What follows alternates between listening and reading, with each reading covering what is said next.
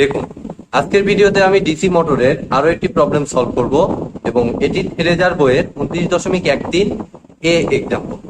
ঠিক আছে, তো ভিডিওটি শুরু করার আগে আমি বলবো যারা আমার আগের ভিডিওগুলো দেখেননি ডিসি মোটরের উপরে, তারা আমার প্লে লিস্ট থেকে আগের ভিডিওগুলো একটু দেখে আসুন, তাহলে আপনাদের বুঝতে সুবিধা হবে।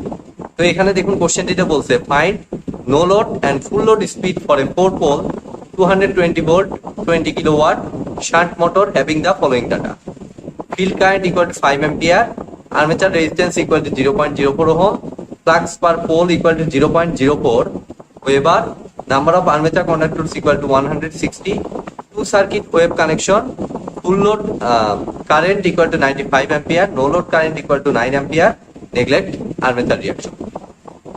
অনেক বড় একটি কোশ্চেন, আমরা আস্তে আস্তে সলভ করব। আমরা যেহেতু ডিসি শান্ট মোটর বলছে, এই যে শান্ট মোটর, তাহলে আমরা শান্ট মোটরটা একটু ফার্স্টে আঁকিয়ে ফেলি। আমাদের দেখুন শান্ট মোটর অনুযায়ী কত দিছে আর্মেচার রেজিস্ট্যান্স 0.04 ওহম। এদিক দিয়ে আমরা ইনপুট দেব কত ভোল্টের মোটর।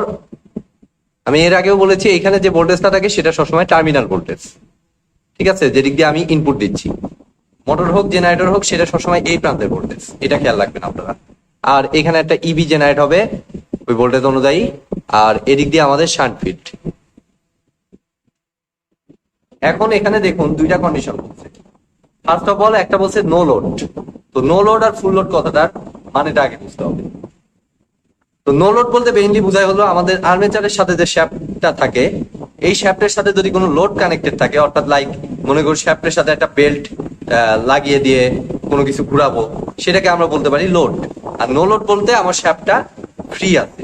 ঠিক আছে, এই অবস্থাকে আমরা বলবো হচ্ছে লোড, নো লোড, যদি শ্যাফটটা ফ্রি থাকে। ঠিক আছে, তো নো লোড বলতে বেসিক্যালি এই জিনিসটাই মোটরের ক্ষেত্রে কিন্তু বোঝায়।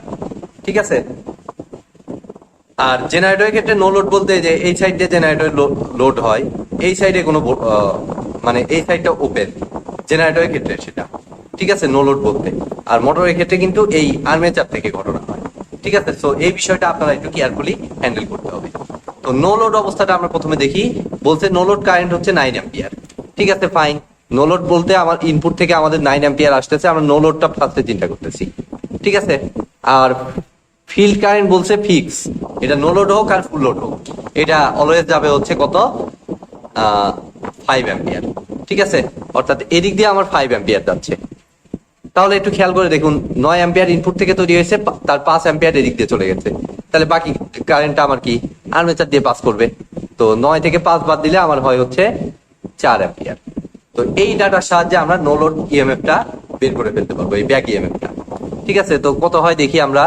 আমাদের ইবি ইকুয়াল টু 220 মাইনাস আইএ হচ্ছে আমাদের 4 ইন্টু এই ভোল্টেজ ড্রপটা 4 ইন্টু 0.04। তাহলে এটা হিসাব করলে বেসিক্যালি আমাদের আসে দেখুন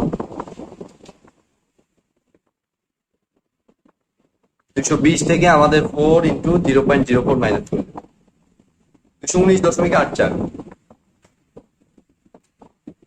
219.84 ভোল্ট। এবং এরপরে আমরা যদি একটু ইএমএফ ইকুয়েশন অ্যাপ্লাই করি, তাহলে আমাদের কাঙ্ক্ষিত ডাটাটা আমরা পেয়ে যাব। IZN divided by 60 into P divided by A. তাহলে ইবির ভ্যালু হচ্ছে 219.84। পাইতে হলো ফ্লাক্স পার পোল কত দিছে 0.04। জেড হচ্ছে আমাদের নাম্বার অফ কন্ডাক্টরস কত দিছে, এই যে 160। নো লোড স্পিড এনটা আমাদের বের করতে হবে ইন্টু 60। কি হচ্ছে আমাদের 4 পোল মনে হয়, এই যে 4 পোল। ঠিক আছে, আর ওয়েভ কানেকশন কোথায় যেন বলে দিছে, এই যে ওয়েভ কানেকশন মানে অলওয়েজ আমাদের হবে 2। যদিও এখানে বলেই দিছে 2 সার্কিট। এই 2 সার্কিট মানে কিন্তু আমাদের বেসিক্যালি বোঝায় নাম্বার অফ প্যারালাল পাথ 2। অনেক সময় এই কানেকশন যদি উল্লেখ না করে, এটা দেখে আপনারা ওয়েভ নাকি ল্যাপ উল্লেখ না করলে কিন্তু এই 2 সার্কিট দেখে বুঝবেন এর ভ্যালু হবে 2। এটা একটু আপনারা মাথায় রাখবেন। তো 2 হলে এখন আমাদের নো লোড স্পিডটা এখান থেকে আমরা ক্যালকুলেশন করে ফেলতে পারবো। কত হয় দেখি, 219.84 এর সাথে 60 গুণন, তার সাথে 2 গুণন, সেটাকে 4 দিয়ে ভাগ, সেটাকে 0.04 দিয়ে ভাগ, সেটাকে আবার 160 দিয়ে ভাগ, 1030.5।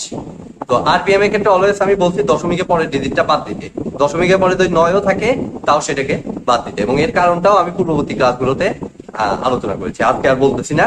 1030.5 মানে আমি অলওয়েজ অ্যাকসেপ্ট করবো হচ্ছে 1030। তাহলে কিন্তু আমরা নো লোড আরপিএমটা পেয়ে গেলাম।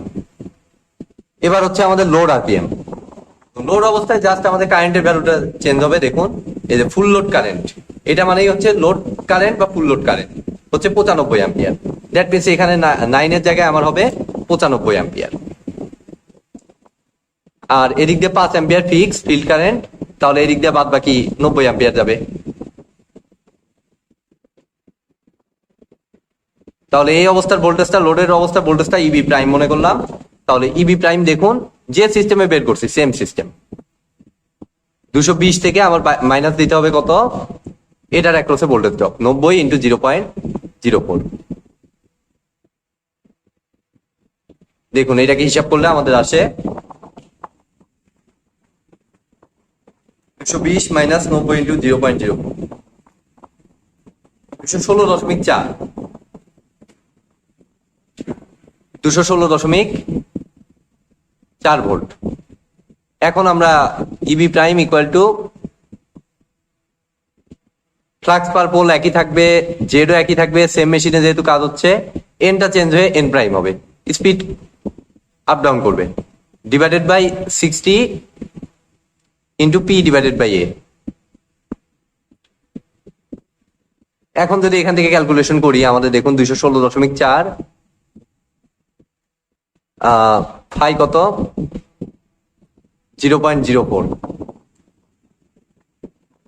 আচ্ছা ফ্লাক্স পার পোল আর এটা সমান, এই জন্য কনফিউজ হয়ে যাচ্ছে আমি নিজেও।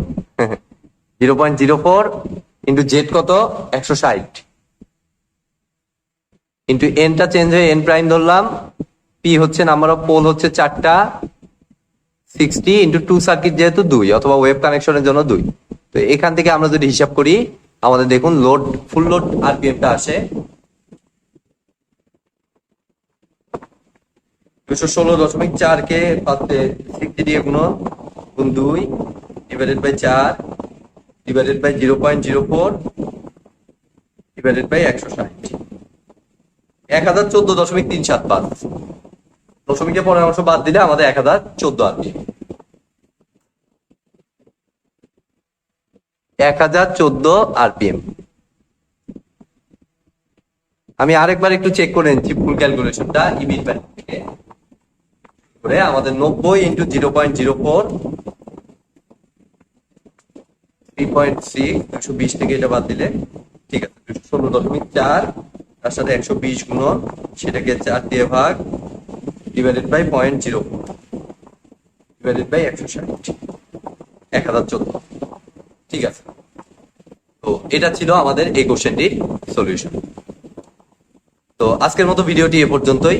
ভিডিওটি যদি ভালো লেগে থাকে অবশ্যই ভিডিওতে একটি লাইক দিবেন, বন্ধুদের সাথে বেশি বেশি শেয়ার করবেন, আর চ্যানেলে নতুন হয়ে থাকলে অবশ্যই চ্যানেলটি সাবস্ক্রাইব করবেন। ধন্যবাদ।